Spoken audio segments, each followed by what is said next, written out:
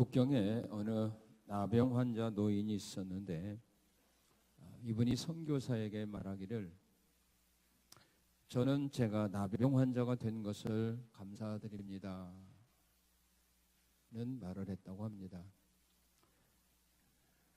선교사들이 그 말을 듣고 깜짝 놀라자 그 나병 환자 노인이 선교사들에게 말하기를 자기가 나병에 들지 않았다면 이 병원에 오지 않았을 것이라고 말합니다. 그러면서 계속 말하기를 내가 만약 나병에 걸리지 않아서 이 병원에 오지 않았다면 나는 하나님을 알지 못했을 것인데 이 나병 때문에 이 병원에 오게 되었고 또한 이 병원에 와서 또한 하나님을 알게 되어서 구원을 받게 되었다는 것입니다. 그러면서 앞으로는 병이 완전히 치료가 될 것이고 또한 구원되는 날이 올 것을 믿기 때문에 나는 하나님께 감사드립니다 라고 고백을 했답니다. 왜 믿음의 사람들이 범사에 감사를 하지 못하고 감사와 불평 사이를 왔다 갔다 반복하고 있는 것입니까? 이런 것이 있을 때 감사는 감사가 참으로 아름답고 멋진 감사가 아니겠습니까? 하나님께서 원하시는 감사는 범사에 감사를 하며 살아가는 감사입니다. 우리가 이 세상의 모든 것을 잃는다 할지라도 예수님을 믿고 구원함을 받았다는 것보다 더 귀하고 값진 은혜와 복이 어디에 있겠습니까? 이 은혜가 얼마나 귀한지를 알게 된다면 우리가 세상의 것을 육신의 것을 잃는다 할지라도 예수님 믿는 것을 포기하지 아니하고 끝까지 주님을 섬기는 그 길을 따라가게 됩니다. 오늘은 추수감사주일로 지키는 거룩한 주일입니다. 시편 기자는 내가 여호와께 감사하리로다 라고 하는 고백을 하고 있습니다. 왜 시편 기자는 내가 여호와께 감사하며 살겠다라고 하는 신앙을 고백하는 것일까요? 그것은 분명 그 시편 기자는 자기가 감사드리는 하나님이 어떤 분인가를 확실히 알았고 또한 그 하나님이 자신에게 주셨던 그 은혜와 그 사랑과 그 복이 무엇인가를 확실히 알고 또 그 은혜 안에 살아가고 있었기 때문에 나는 우상이 아니라 나는 귀신이 아니라 나는 하나님께 감사하며 살겠다라고 하는 고백을 할 수 있었던 것입니다. 오늘의 많은 사람들이 하나님을 믿으면서도 예수님을 믿으면서도 왜 하나님 앞에 감사하지 못하고 살아가는 것일까요? 그 이유는 자신들이 하나님께 받은 은혜와 사랑과 복이 무엇인가를 항상 기억하며 묵상하며 살아가야 되는데 그 모든 것을 망각하고 하나님으로부터 받지 못한 것만 생각하고 살기 때문입니다. 오늘 시편 기자는 왜 자신이 하나님께 감사하며 살겠다고 고백하고 있는지 그가 받았던 그 은혜가 무엇인지를 오늘 말씀을 통하여 발견하시고 여러분들도 시편 기자가 받았던 이 은혜, 이 사랑, 이 복을 받았다고 믿는다면 항상 하나님께 감사하며 살아가는 그 감사하는 사람으로 변화되는 은혜의 시간이 되시기를 축원합니다. 내가 여호와께 감사하리로다. 그가 감사드리는 하나님은 어떤 분인가? 우리가 감사하는 하나님, 우리가 예배하는 하나님, 우리가 찬양하는 하나님은 어떤 하나님인가? 그 하나님은 바로 이런 하나님입니다. 자, 우리 본문 2절을 한번 같이 읽겠습니다. 여호와께서 행하시는 일들이 크시오니 이를 즐거워하는 자들이 다 기다리는도다. 하나님이 하시는 일들은 크다, 위대하다, 그 말입니다. 사람들이 상상할 수 없는 크고 위대한 일을 우리 하나님은 행하십니다. 왜요?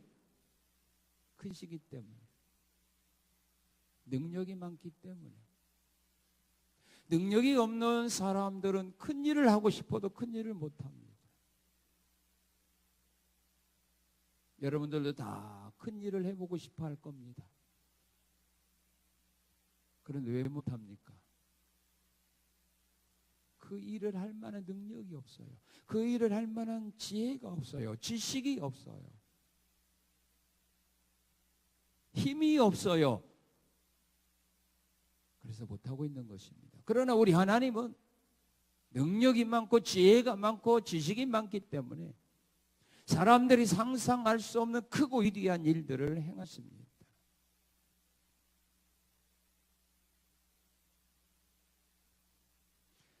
시편 104편 24절 25절에서 시편 기자 이렇게 고백을 했습니다. 주께서 하신 일이 어찌 그리 많은지요.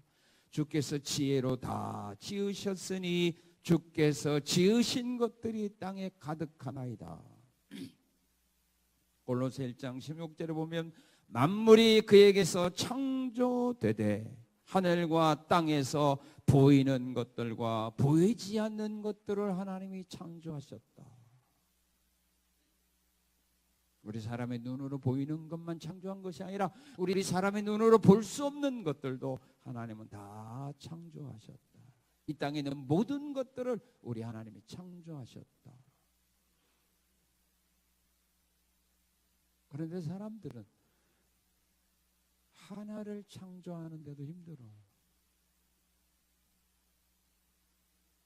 그런데 사람은 창조는 못합니다. 왜? 이미 하나님이 만드신 그 모든 것들을 가지고 조립하는 정도밖에 못합니다. 없는 것을 사람이 만들어낼 수는 없습니다. 못 만들어냅니까? 못 만들어요. 있는 것들을 가지고 개발하는 거지. 사람은 창조는 못합니다. 창조자는 하나님이지 사람은 창조 못합니다. 무에서 유를 사람은 만들어낼 수가 없습니다. 있는 것 가지고 만들어낸 거예요. 그래서 계속 연구하는 거 아닙니까? 우리 하나님은 위대하시기 때문에 다 창조했습니다. 사람의 눈으로 보이지 않는 것도 이미 하나님은 다 창조했습니다.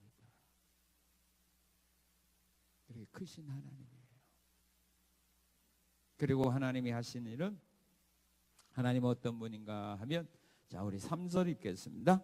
그의 행하시는 일들이 존귀하고 어미하며 그의 의가 영원히 서 있도다. 하나님의 행하신 일들은 다 존귀하고 어미한 일들이다.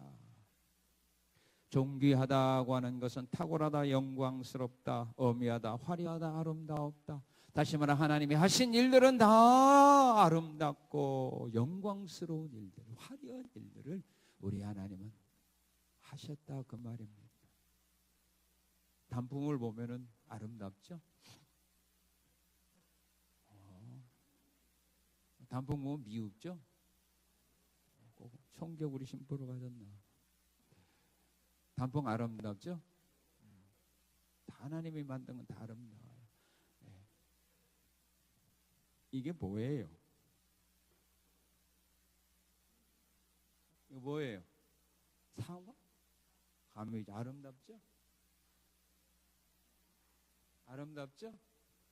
에이 뭐가 아름다워? 이거가 더 아름답죠. 이거는 감도 없네. 아 이거 이게 맛있어요? 이게 맛있어요?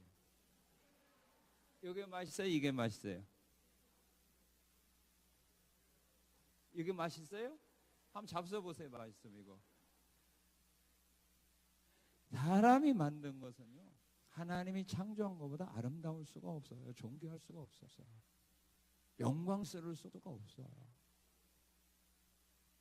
그러나 우리 하나님이 하신 일은 다 아름답고 화려하고 영광스러워. 사람은 그걸 흉내낼 뿐입니다.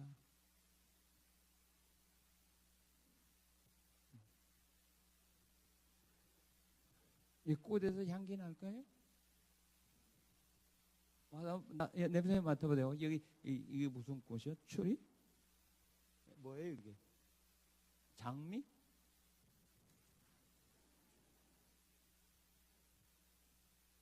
가짜다. 만져보니까 가짜네. 향기가 안 나요. 우리 하나님이 하신 일은 다 존귀하고 어미하신 일들. 그 가운데서도 가장 존귀하고 가장 영광스러운 일이 어떤 일인 줄 아십니까? 자기 아들을 이 땅에 보내주셔서 우리를 구원하신 일입니다. 이보다 아름답고 이보다 영광스러운 일이 어디 있습니까? 이 아름다운 일을, 이 영광스러운 일을 하시기 위하여 자기 사랑하는 아들이 십자가에 의해서 엘리 나마 사박다니, 왜 하나님 나를 버립니까? 부르짖어도 하나님이 응답하지 않았어요. 왜? 죄와 허물로 죽었던 우리를 구원하기 위하여. 그 귀하고 아름다운 영광스러운 사람을 구원하는 일을 하기 위하여 자기 아들을 주셨을 뿐만 아니라 그 아들이 하나님 왜 나 버립니까? 라고 부르짖는데도 외면했어요.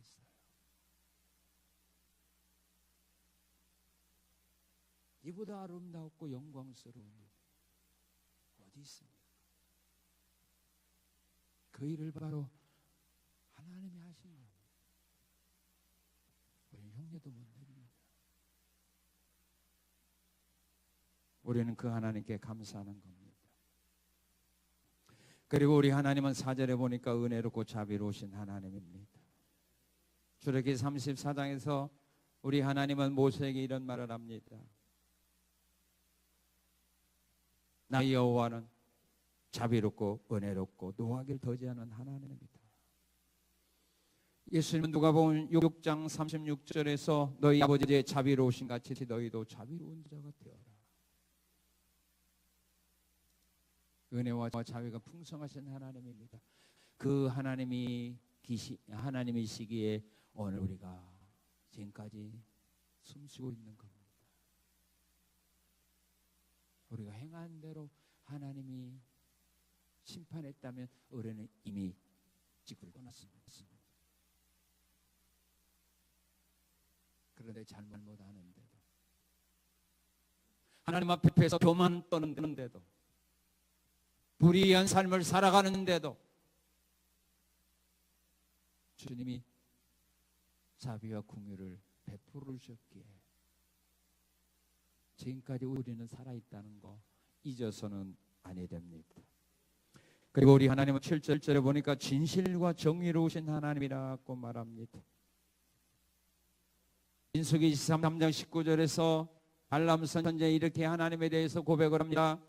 하나님은 사람이 아니시기 때문에 거짓말을 하지 아니하시고 말씀하신 바를 다 실행하시는도다. 시편 33편 4절에서 다윗은 이렇게 고백을 합니다. 하나님의 말씀을 정직하며 그가 행하시는 일은 다 진실하시도다. 교만 떨다가 들로 쫓겨나가서 7년 동안 짐승처럼 소처럼 풀을 먹고 살았던 느부갓네살 왕이 하나님의 은혜로 회복되어 다시 왕궁으로 돌아온 후에 그가 하나님에 대해서 이런 고백을 했습니다. 그의 일이 다 진실하고 그의 행하시는 일이 다 의롭다.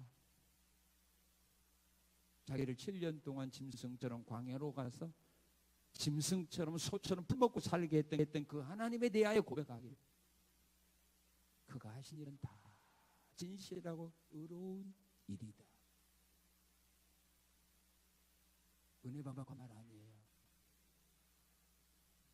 짐승처럼 살았던 그 불신자 느부갓네살 왕이 하나님에 대해서 고백한 말이에요.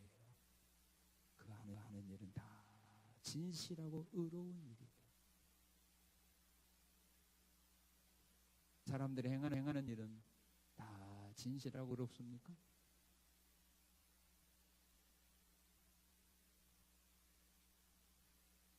정부가 하는 일이 다 진실하고 의롭습니까? 재판장에서 이루어지는 모든 판결들이 다 진실하고 의로운 일들입니까? 교회 안에서 행하는 일들이 다 진실하고 의로운 일들이 행해지고 있는 것입니까? 찾아보기 힘듭니다. 그러나 우리 하나님은 다 진실하고 의롭게 일을 하십니다. 그래서 하나님 앞에서는 억울한 일 당하는 사람이 없습니다. 사람들이 여러분들의 진실을 몰라줘. 사람들이 여러분들의 억울한 누명을 씌워준다 할지라도 낙심하거나 좌절해서는 안 된다는 말입니다. 욥처럼 그 진실하시고 의로우신 하나님이 자신의 억울한 일들을 보고 알고 계심을 믿었기에 욥은 그 어려움을 견뎌낸 겁니다. 오늘 세상 사람들은 자신의 진실을 알아주지 못한다고 해서 자살하죠. 내 진실 좀 알아달라고. 죽은 다음에 진실 알아주면 뭐합니까?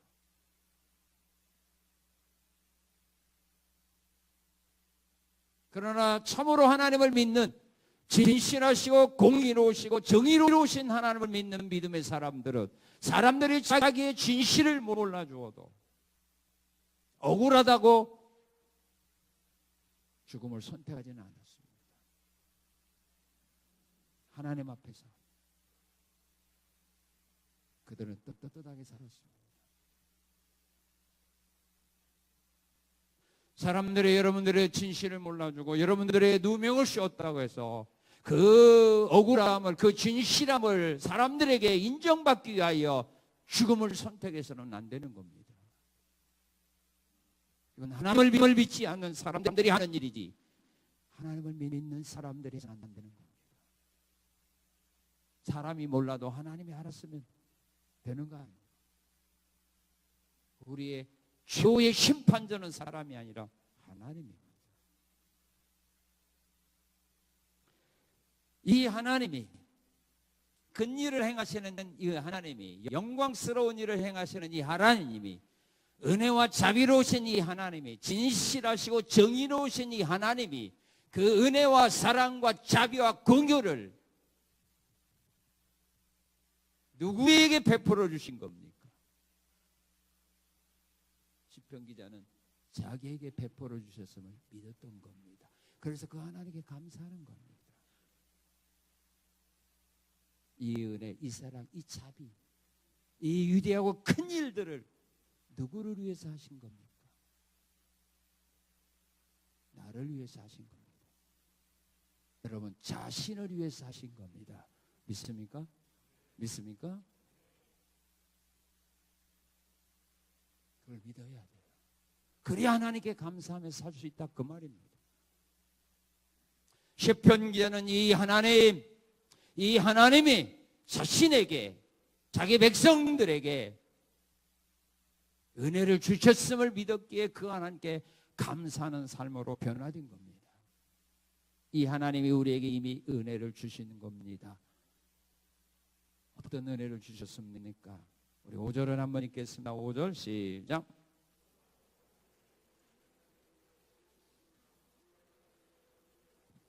뭘 주신 겁니까? 양식을 주셨습니다. 믿습니까? 여러분들에게 하나님이 양식을 주셨습니다. 믿습니까? 하나님은 양식을 주셨습니다. 어떤 사람의 양식을 주신 거냐 하면 하나님이 불쌍히 여기는 사람들에게 양식을 주십니다. 요엘서 2장 18절 19절에 보게 되면 요엘 선지자는 이렇게 말씀합니다. 하나님께서 이스라엘을 불쌍히 여기실 때에 그들에게 곡식과 포도주와 기름을 흡족하게 주실 것이라고 말했습니다. 마가복음 8장에 보면은 광야에서 예수님이 전해주는 말씀을 들었던 4천여 명의 무리들을 보내기 전에 예수님이 그들을 불쌍히 여기사 그들에게 보리떡 7개로 4천 명을 먹이는 기적을 베풀어 줍니다. 왜 그들에게, 집으로 가기 전에 왜 예수님이 그들에게 그냥 돌려보내지 아니하고 보리떡 7개로 그들을 배불리 먹여준 다음에 보냈느냐 하면, 그들이 이대로 가다가 기진해서 길에서 쓰러질 것 같다. 그래서 주님이 그들을 불쌍히 여기는 마음이 생겨서 보내기 전에 그들에게 배불리 먹인 다음에 보냈다고 성경 말합니다.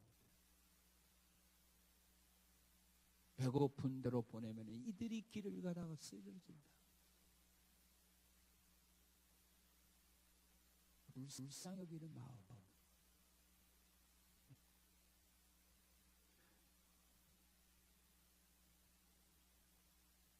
배고파하는 사람을 보고도 불쌍히 여기는 마음이 생기지 않으면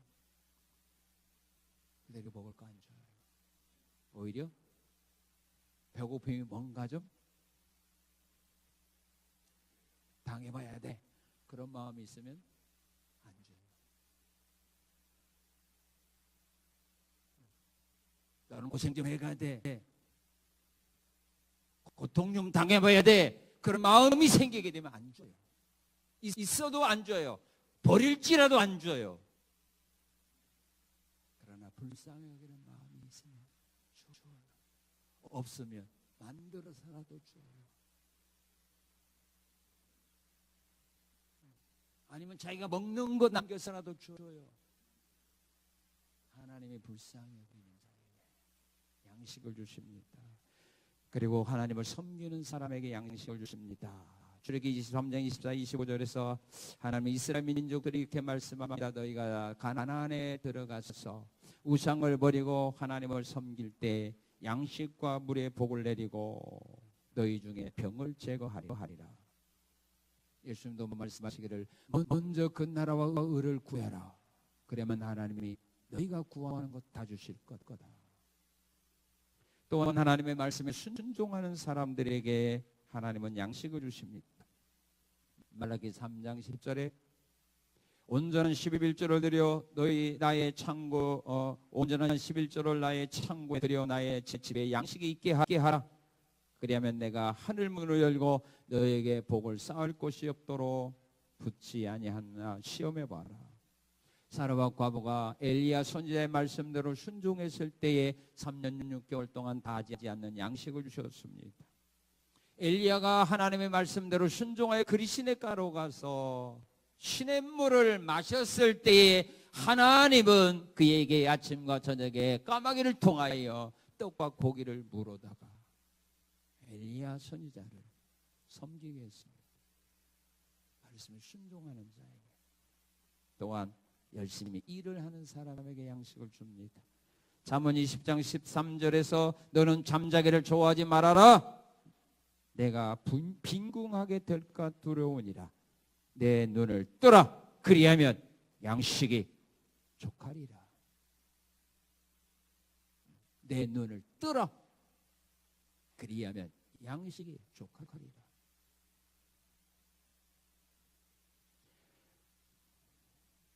하나님은 게으른 자에게는 양식을 주지 않았어요.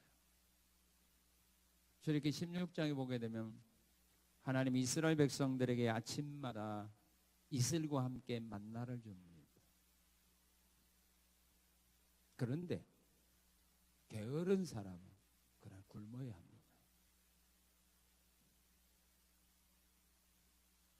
만나를 구하러 가는 사람은 언제 가야 합니까?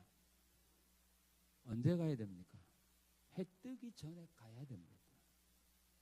해 뜬 다음에는 만나가 다 사라지게 합니다. 게으른 사람은 그날 굶어야 됩니다. 다른 사람에 가서 구지도 못합니다. 왜? 모든 사람에게 그날 필요한 것만 주었기 때문입니다. 일등 양식 구해도 다음날 보면 다 벌레 먹었습니다. 무엇을 우리에게 가르쳐 주는 겁니까? 게으른 사람은 굶게 만들겠다는 말입니다. 내 눈을 감아라. 그랬나요? 내 눈을 뜨라. 그래야면 족하리라. 믿습니까? 육신의 양식도 눈을 뜨는 자에게 주고 영혼의 양식도 눈을 뜨는 자에게 주는 겁니다. 눈을 감는 사람은 영혼의 양식도 육신의 양식도 하나님으로부터 받을 수 없습니다.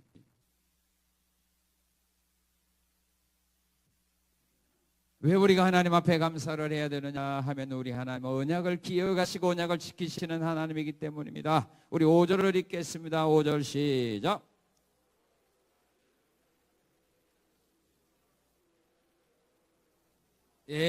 언약, 하나님이 맺으신 언약을 하나님 언제나 기억하시고 하나님은 그 언약을 지키시는 하나님입니다. 사람은 약속을 해도 다 기억해요, 못해요? 여러분 10년 전에 아이들과 함께 약속한 거 기억해요, 못해요? 그때 무슨 약속 한 거 모르죠. 몇 번 했는지도 모르죠. 5년 전에 친구와 약속한 거 기억해요, 못해요? 예? 그러나 우리 하나님은 한 번 약속한 것은 기억합니다. 왜 기억할까요? 지키려고 기억하는 겁니다. 우리가 약속을 기억 안 하는 이유가 있어요. 왜요? 안 지키려고. 약속하고 안 지키게 되면 부담되잖아요. 그죠? 그렇죠? 그래서 일부러 안 지키려고 그래요. 그 다음에 자꾸 그 약속을 기억하게 하려고 자꾸 유도해 가면 뭐예요? 나 몰라 그래 버려요. 그러나 우리 하나님은 한 번 약속한 것은 기억하시고 지키시는 하나님입니다. 하나님이 우리와 약속한 그 약속이 있습니다. 노아가 약속한 약속이 있습니다. 노아가 방주에서 나온 후에 하나님은 그에게 약속을 합니다. 내가 다시는 물로 이 세상을 멸망하지 않겠다고 하는 그 의미의 약속이 바로 무지개 약속 아닙니까? 무지개는 비 오기 전에 뜨는 겁니까? 비 온 후에 뜨는 겁니까? 예? 왜요? 그러면 무지개가 뜨면 비가 더 앞으로 며칠 더 오겠다라고 생각합니까? 이제 끝났다 그렇게 생각합니까? 그겁니다. 내가 다시는 물로 세상을 심판하지 않을 거다. 그런 의미에서 이 무지개 약속을 하는 겁니다. 노아야, 내가 이제는 물로 이런 일들은 내가 행하지 않을 거다. 그렇게 약속한 겁니다. 그래서 사람들이 무지개를 보면 이제 안심하고, 야, 이제 비 다 그쳤구나. 이제 더 이상 비가 오지 않겠구나. 그런데 그 하나님이요, 이제 물로는 멸망하지 않지만 어떻게 멸망한다고 말했느냐면 베드로후서 3장 6절 7절에 보면 베드로 사도를 통해 하나님이 이렇게 말씀을 합니다. 베드로 사도는 세상을 물로 심판하신 것 같이 이제는 하늘과 땅을 그 동일한 말씀으로 불사르기 위하여, 뭐 하기 위하여? 하늘과 땅을 불사르기 위하여 보호하신다. 물로 세상을 심판한 그 동일한 말씀으로 하나님이 말씀했는데 하늘과 땅을 불사르기 위하여 보호하신다. 이제 무슨 심판이요? 물 심판이 아니라 무슨 심판? 불 심판. 물 심판을 하면 이제는 모든 사람들이요, 이제 배를 타고 이제 뭐요? 아는 뭐요? 잠수함 타버리면 하나님도 곤란하잖아요. 그죠? 사람보다 하나님 언제나 앞서가지고.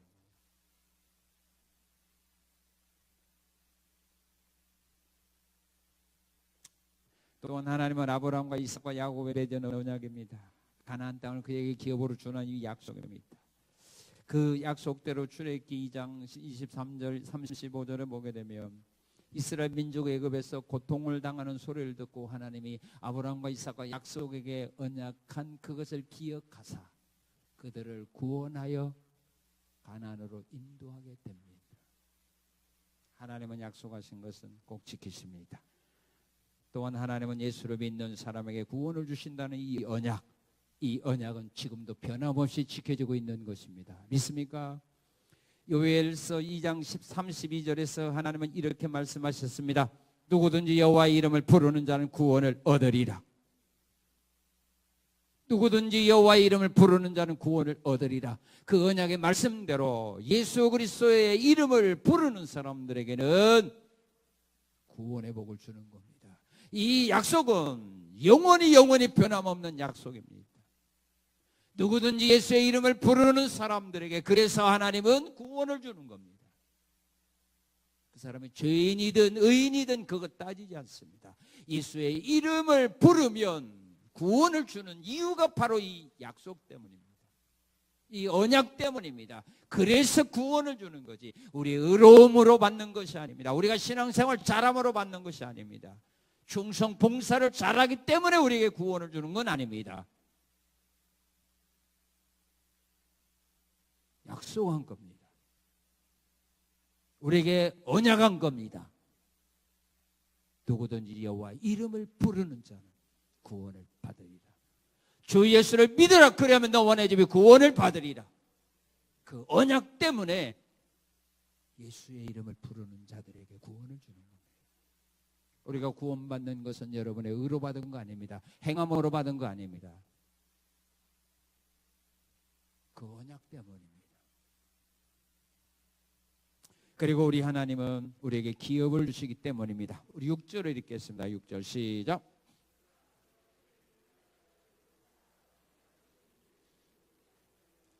예, 기업을 우리에게 주시는 분입니다. 기업이라고 하는 것은 상속, 재산, 유산, 소유를 의미합니다. 하나님은 하나님의 자녀들에게 기업을 주셨습니다. 우리에게 이미 기업을 주셨습니다. 하나님이 주신 기업이 어떤 기업입니까? 시편 127편 3절에 보면은 자녀입니다. 자식들은 여호와의 기업이요 태의 열매는 그의 상급이다. 자식들은 하나님의 기업입니다. 여러분의 기업이 하나님의 기업인데 그 기업을 우리에게 주신 겁니다.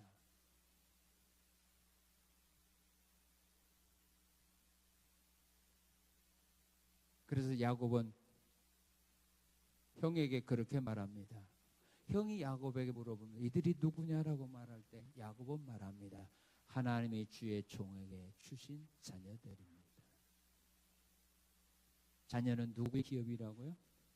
하나님의 기업인데 여러분에게 맡긴 겁니다.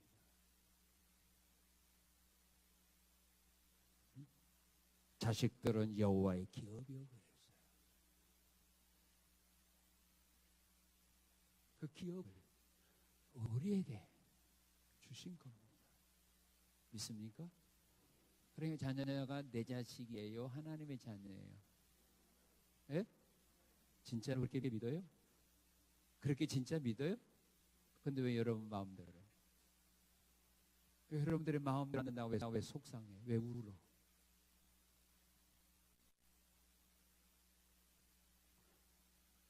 하나님의 기업이면 그 하나님의 뜻에 맞도록 자녀들을 양육하고 훈계하고 교육하고 인도해야 될 거 아닙니까? 근데 다 내 마음대로 하려고 하잖아요. 자식은 하나님의 기업입니다. 그 하나님의 기업을 하나님이 나에게 주신 겁니다. 그래서 시편 기자는 하나님 앞에 감사하는 겁니다. 또한 하나님이 주시는 기업은 땅입니다. 세상의 재물입니다. 창세기 1장 27절 이하에 보게 되면 하나님은 하늘과 땅의 모든 것을 만든 다음에 아담을 만들었습니다. 그리고 아담에게 말합니다. 땅을 정복하고 다스리라 그렇게 했습니다. 정복하고 다스리라고 했지 이제 네 거다라고 말하지 않았습니다. 이제 네 것이니 네 마음대로 하라 그렇게 말하지 않았습니다. 하나님은 땅을 우리에게 등기 이전해 준 일은 없습니다. 관리하라고 한 겁니다. 그래서 우리 사람은 주인이 아니라 누굽니까? 청직입니다. 주인은 지금도 하나님입니다. 시편에서 하나님 말합니다.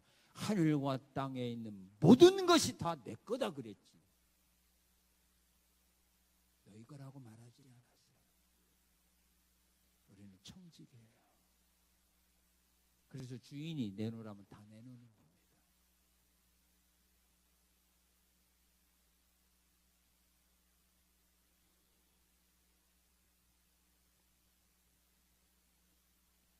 또한 우리에게 하늘나라를 기업으로 주셨습니다. 믿습니까?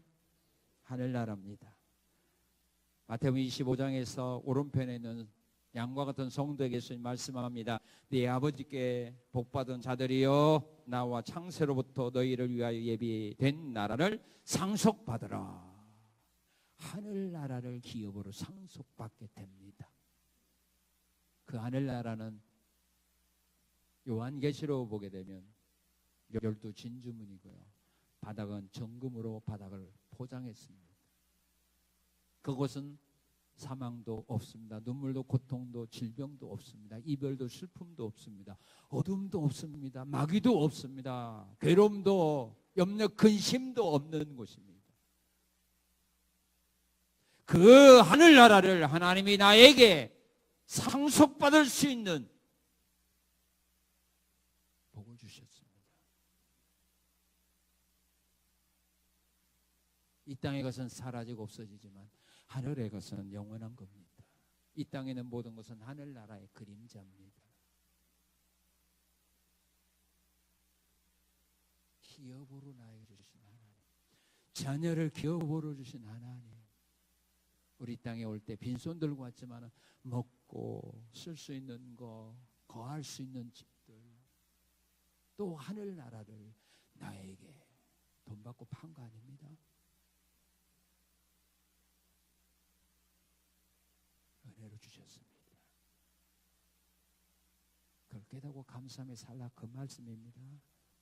왜 우리가 하나님에게 감사하며 살아가야 되느냐 하면은 또한 시편 기자는 이렇게 고백합니다. 자, 우리 9절 읽겠습니다. 9절 시작.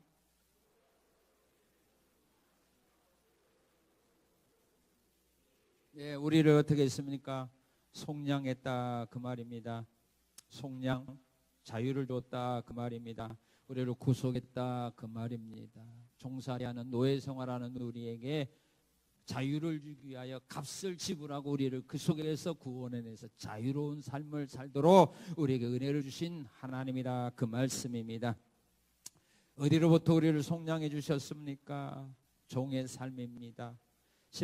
신명기 13장 5절에서 하나님은 이렇게 말씀합니다. 애굽의 종되었던 집에서 우리를 속량해 주었다고. 미가서 6장 4절도 애굽의 종된 삶을 살던 우리를 하나님이 속량해 주었다고.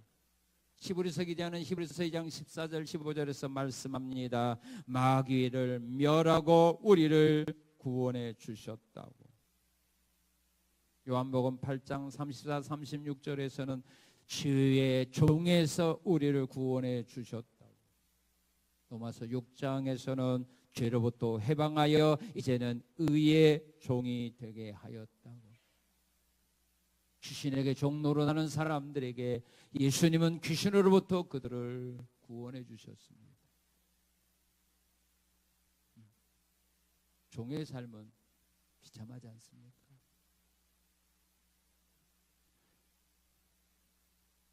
죄의 종노릇 하는 사람 너무 힘듭니다. 모든 걸 다 누리고 있어도 죄의 종이 되면은요, 그것들 누릴 수 없어요. 행복할 수 없어요. 그 좋은 환경에서 평안함을 누리지 못해요. 죄는 사람을 비참하게 만듭니다. 그 속에서 주님이 우리를 구원해 주셨습니다. 그리고 스올과 사망에서 우리를 속량해 주셨습니다. 호세아 13장 14절을 보게 되면 내가 그들을 스올의 권세에서 속량하며 사망에서 구속하리라. 스올이 어디입니까? 지옥입니다. 지옥과 사망에서 하나님은 우리를 구원해 주셨습니다. 안 믿네 다. 성산교회는 그것도 안 믿네. 안 믿어요? 그럼 지옥 갈래요? 지옥 갈래요? 지옥에서, 사망에서 하나님이 나를 구원해 주셨습니다. 믿습니까? 교회 다니면서도 지옥을 안 믿고 천국을 안 믿는 사람들이 있어요. 지옥을 안 믿고 천국을 안 믿으면 예수 믿을 필요가 없습니다.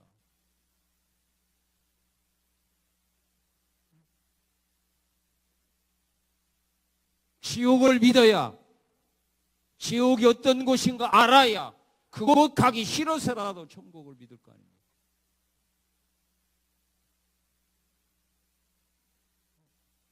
분명히 성경은 말하고 있는 것 아닙니까? 스올에서, 사망에서 구원하셨다고.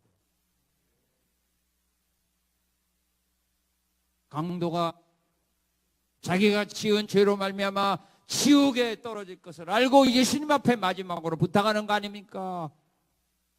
당신의 나라에 임하실 때 나 좀 생각해 달라고 할 때 주님 말씀했지요. 네가 오늘 나와 함께 나오고 있으리라.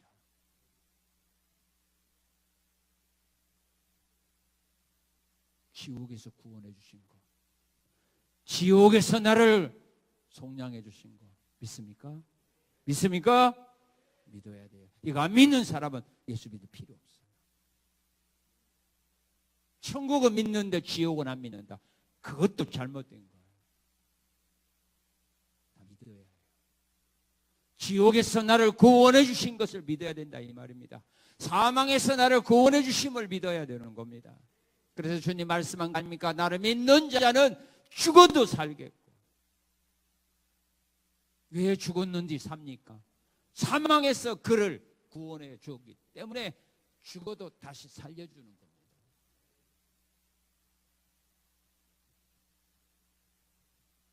스올과 사망에서 나를 성령해 주셨는데 이보다 큰 은혜 사랑이 세상에 어디 있습니까? 이게 은금으로 바꿀 겁니까?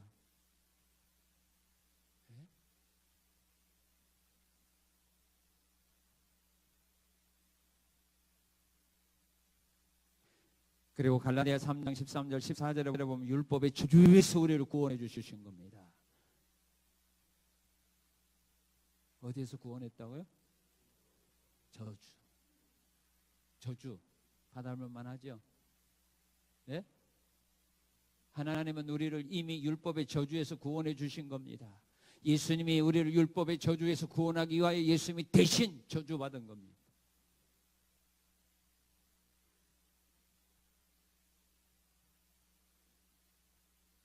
예수님이 왜 십자가에서 죽으신 줄 아십니까? 율법은 말합니다. 저주받은 자는 나무에 달려야 된다. 저주받는 자마다 나무에 달리리라. 내가 받아야 될 저주를 예수님이 대신 받으신 겁니다. 어디에서? 나무에서.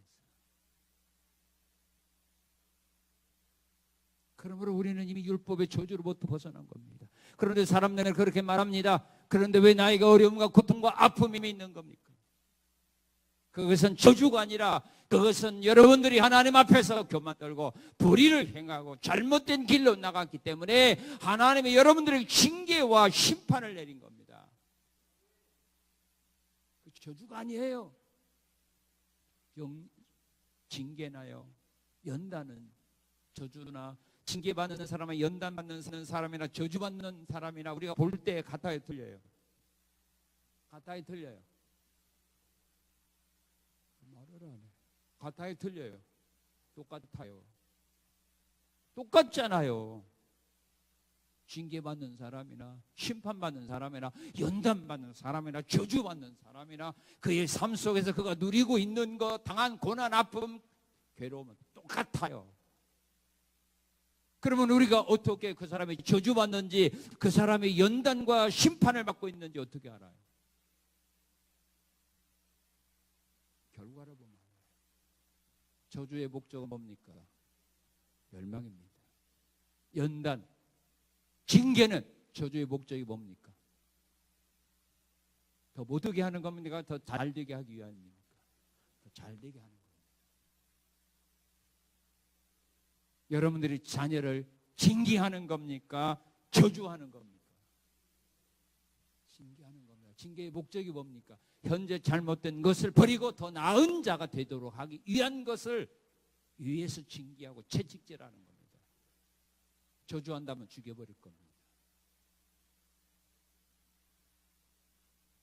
이미 우리는 저주로부터 속량받았다니까요. 믿습니까? 여러분에게는 저주는 없는 겁니다. 왜? 이미 예수님이 우리를 율법의 저주에서 구원해 주셨기 때문입니다. 저주로부터 우리를 자유케 하셨기 때문입니다.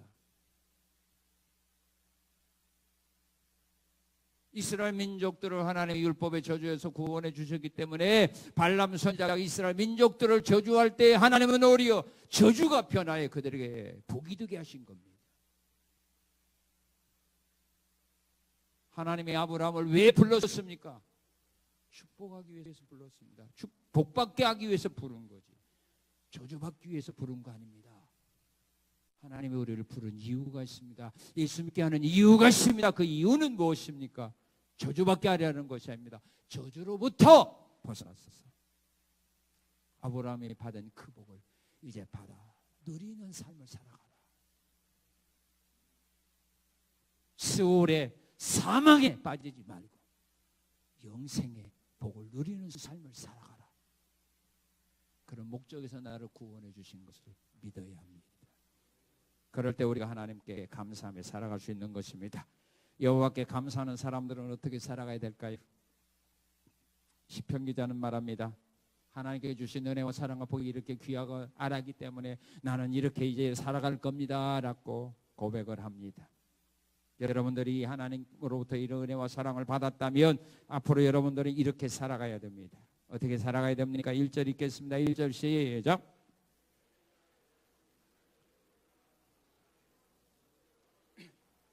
예, 하나님 앞에 감사를 하되 어떻게 감사를 해야 됩니까? 속으로 하면 됩니다. 믿습니까? 속으로 하면 됩니다. 믿습니까? 그럼 어떻게 해야 됩니까? 회중 가운데서 감사라는 겁니다. 사람 앞에서 자랑하라 이 말입니다. 간증하라 이 말입니다. 하나님이 나에게 이런 은혜 주셨다라고 말하라 그 말입니다. 속으로만 감사하고 사람들 앞에는 자기의 의로 자기가 우리에게서 얻은 것처럼 그렇게 말하지 말라 그 말씀입니다. 회중 가운데서 내가 감사하리라. 그리고 1절에 그렇게 말하면 내가 전심으로 감사하며 살 거다. 그리고 10절에 보게 되면 여호와를 경외하며 살아갈 거다. 10절에 보게 되면 하나님의 계명을 지키며 살아가. 또한 찬송하며 살아가야 됩니다. 우리가 하나님으로부터 이 은혜, 사랑, 복을 받았으면 우리도 뭔가 하나님 앞에 이제 드리며 살아가야 될 거 아닙니까?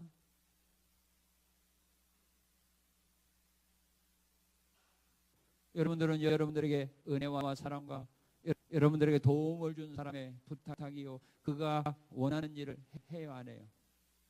해요 안 해요? 해요 안 해요?